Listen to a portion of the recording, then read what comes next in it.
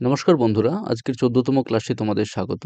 আজকের ক্লাসের আলোচ্য বিষয় হলো ফাইন্যান্সিয়াল ম্যানেজমেন্ট এবং তার মধ্যে বাজেট এবং বাজেটারি কন্ট্রোল, অর্থাৎ আয় এবং ব্যয়ের হিসাব পরিকল্পনা নিয়ে আমাদের আজকে বিস্তারিত ক্লাস। তার আগে বলে দিই যে এই বাজেট শব্দটি কোথা থেকে নেওয়া হয়েছে, বাজেট শব্দটির উৎপত্তি কি। তো প্রাচীন যে ফরাসি শব্দ সেটা ছিল BOUGE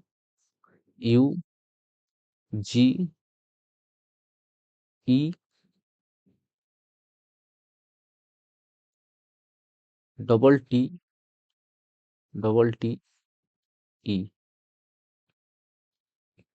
এই বাজেট থেকেই কিন্তু বাজেট শব্দটি এসেছে। এটির মানে হচ্ছে ফরাসিতে ছোট থলে বা যে কোনো ব্যাগ, ছোট ব্যাগকে বলা হয় বাজেট। তো এই ছোট ব্যাগে করে ওই আয় ব্যয়ের হিসাবের যে কাগজপত্র সেগুলি বহন করে নিয়ে যাওয়া হতো বলে সেখান থেকে কিন্তু আস্তে আস্তে পরিবর্তন হতে হতে বাজেট শব্দটি এসেছে এবং আয় ব্যয়ের হিসাব পরিকল্পনার যে কোনো কথা উঠলেই কিন্তু বাজেট শব্দটি ব্যবহার হয়। যাই হোক, পরে দেখি সংজ্ঞা কাকে বলে ফাইন্যান্সিয়াল ম্যানেজমেন্ট। ফাইন্যান্সিয়াল ম্যানেজমেন্ট হলো লাইব্রেরির অর্থ বা তহবিলকে পরিকল্পনা করা, সঠিকভাবে ব্যবহার করা এবং নিয়ন্ত্রণ করার প্রক্রিয়াকে বোঝায়। সহজভাবে যদি আমরা বলি, ইনকাম, এক্সপেন্ডিচার এবং বাজেট পরিচালনা করাকেই ফাইন্যান্সিয়াল ম্যানেজমেন্ট বলা হয়। Library financial management is the process of planning, organizing and controlling the financial resource of a library. ওকে, তো লাইব্রেরি ফাইন্যান্সের উৎস, লাইব্রেরিতে অর্থ সাধারণত কোথা থেকে আসে? প্রথমত আসে গভর্নমেন্ট গ্র্যান্ট থেকে, ইনস্টিটিউশন ফান্ড যে থাকে সেখান থেকে আসে, সদস্যদের যে ফি সেই ফি থেকে আসে, ডোনেশন থেকে আসে, ফাইন্স থেকে আসে আর এন্ডোমেন্ট ফান্ড থেকে আসে। অর্থাৎ কোনো পরিমাণ অর্থ যদি সেই প্রতিষ্ঠানের থাকে এবং সেখান থেকে সেই পয়সা খাটিয়ে যে টাকা আমরা বাৎসরিক হিসেবে বা মান্থলি হিসেবে পাই সেটাকে এন্ডোমেন্ট ফান্ড বলা হচ্ছে। আর ফাইন্স বলতে এই যে লেট করে লেট ফাইন, তারপরে বই ছিঁড়ে গেলে বা নষ্ট হলে তার যে ফাইন, এইসব ফাইন থেকে কিন্তু লাইব্রেরিতে অর্থ আসে। এই ৬ রকম ছাড়াও আরো অন্যান্য রকম থেকে আসে। প্রধানত এই ৬ রকম আ জায়গা থেকে কিন্তু লাইব্রেরিতে অর্থ আসে। বাজেট, বাজেটের সংজ্ঞা কি? নির্দিষ্ট সময়ের জন্য আয় ও ব্যয়ের একটি পরিকল্পনাকেই কিন্তু বাজেট বলবো আমরা। ঠিক আছে? এই সংজ্ঞাটি তোমাদের কিন্তু খুব গুরুত্বপূর্ণ জেনে রাখা। যে নির্দিষ্ট সময়ের জন্য আয় এবং ব্যয়ের একটি পরিকল্পনাকেই বাজেট বলা হয়। ভবিষ্যতে লাইব্রেরির কত টাকা আয় হবে এবং কিভাবে খরচ হবে তার পরিকল্পনাকেই কিন্তু আমরা বাজেট বলবো।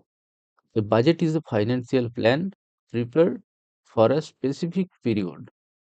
ওকে, অর্থাৎ একটি স্পেসিফিক পিরিয়ডের জন্য একটা আর্থিক পরিকল্পনাকেই বলা হচ্ছে বাজেট। এরপর লাইব্রেরি বাজেটের উদ্দেশ্য কি? কেন আমরা একটা লাইব্রেরিতে বাজেট করব? বাজেট করলে কি হবে? লাইব্রেরির অর্থের সঠিক ব্যবহার নিশ্চিত করা যাবে। কোথায় কত টাকা খরচ হচ্ছে? লাইব্রেরির ব্যয় পরিকল্পনা করা যাবে। নতুন বই ও অন্যান্য সম্পদ কেনার পরিকল্পনা করা যাবে একটু সুনিশ্চিতভাবে, তা সম্পাদন করা যাবে। লাইব্রেরির উন্নয়ন করা যাবে এবং লাইব্রেরির রক্ষণাবেক্ষণ করা যাবে, মেইনটেন্যান্স করা যাবে, যেটা খুব জরুরি। এরপরে লাইব্রেরি বাজেটের প্রধান খাত। লাইব্রেরি বাজেটে সাধারণত কয়েকটি ভাগে ভাগ করা হয়। প্রথমত হচ্ছে কি বুক বাজেট।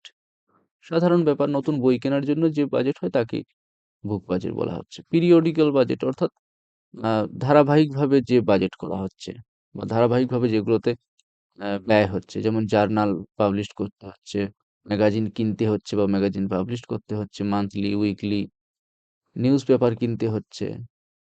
ঠিক আছে? এগুলো তো ডেইলি ব্যবহার হয়। তাহলে এগুলো হচ্ছে পিরিয়ডিক্যাল বাজেট।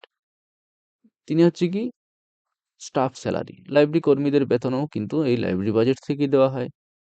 এটা কিন্তু খুব মনে রাখার দরকার যে লাইব্রেরি স্টাফদের স্যালারি কোথা থেকে দেওয়া হয়। এটা কিন্তু লাইব্রেরি বাজেট থেকেই দেওয়া হয়। ইকুইপমেন্ট কম্পিউটার, প্রিন্টার, ফার্নিচার ইত্যাদি ইকুইপমেন্ট কেনার জন্য এবং তার মেইনটেন্যান্সের জন্য কিন্তু লাইব্রেরি বাজেট থেকেই অর্থ নেওয়া হয়।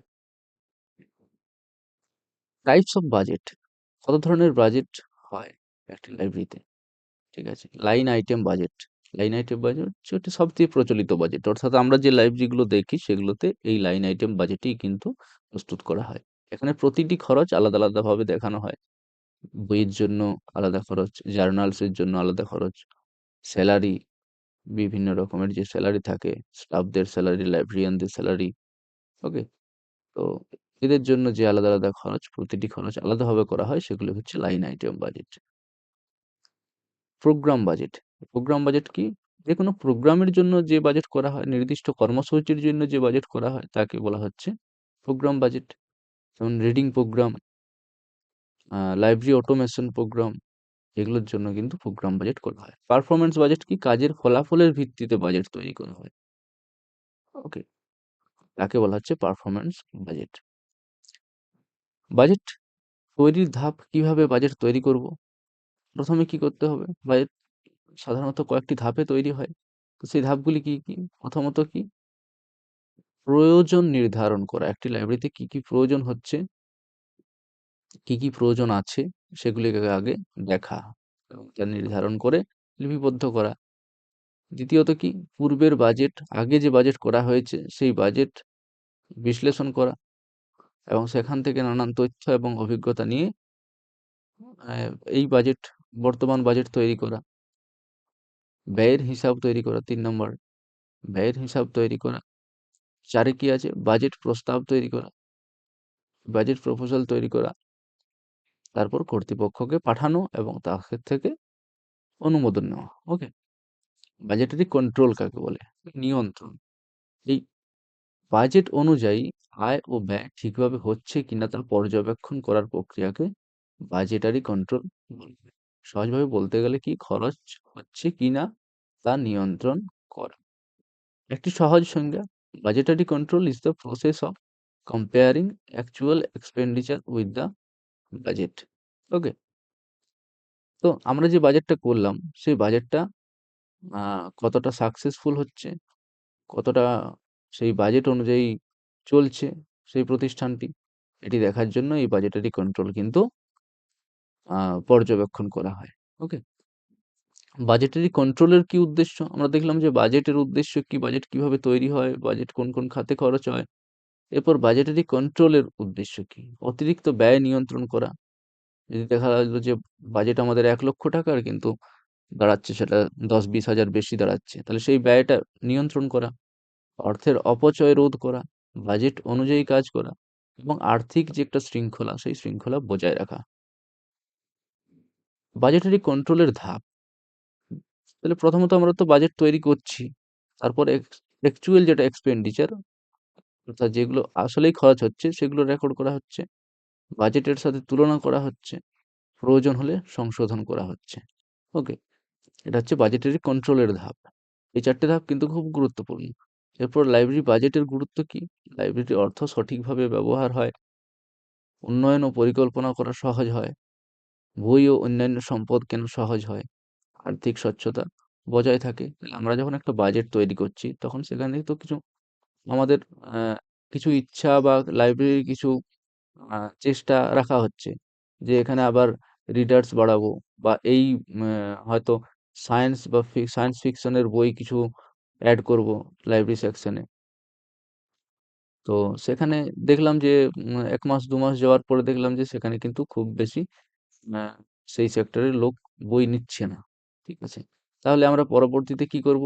এই বাজেটারি কন্ট্রোল থেকে সায়েন্স ফিকশনের বইকে কমিয়ে দেব। তারপর আবার অন্য পর্যবেক্ষণ করে দেখব যে কোন সেকশনের বই বেশি বা কোন আ ধরনের বই পাঠক বেশি চাইছে। সেই বইগুলিকে আবার পুনরায় আমরা বাজেটের মধ্যে রাখবো। এটাই হচ্ছে বাজেটারি কন্ট্রোল। ওকে? এরপর চলে আসি এক্সাম ইম্পোর্টেন্ট পয়েন্টস, যেখানে বাজেট মানে কি বলা হচ্ছে? Income and expenditure plan. Line item budget, অর্থাৎ মোট কমন বাজেট, এটা সব লাইব্রেরিতেই দেখা যায়। বাজেটারি কন্ট্রোল কাকে বলছে? Compare actual expenditure with budget. Okay? Library ফাইন্যান্সের সোর্স কোথা থেকে? গ্র্যান্ট থেকে, ফি থেকে, বিভিন্ন রকমের ডোনেশন থেকে। এর মধ্যে শর্ট কোয়েশ্চেন কি আসতে পারে? What is library budget? Library budget কি? লং কোয়েশ্চেনের মধ্যে আসতে পারে explain budgetary control in library management.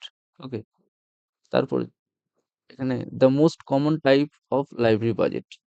এই এমসিকিউর মধ্যে এতে আছে যেমন পারফরমেন্স বাজেট, নাকি প্রোগ্রাম বাজেট, নাকি লাইন আইটেম বাজেট, নাকি জিরো বাজেট। এখানে দেখলাম যে line item budget is the most common budget, so C is the right answer. Okay, তো এই পর্যন্তই। Thank you for watching. Next ক্লাসের জন্য তোমরা এই চ্যানেলটি ফলো করে রাখো। ধন্যবাদ।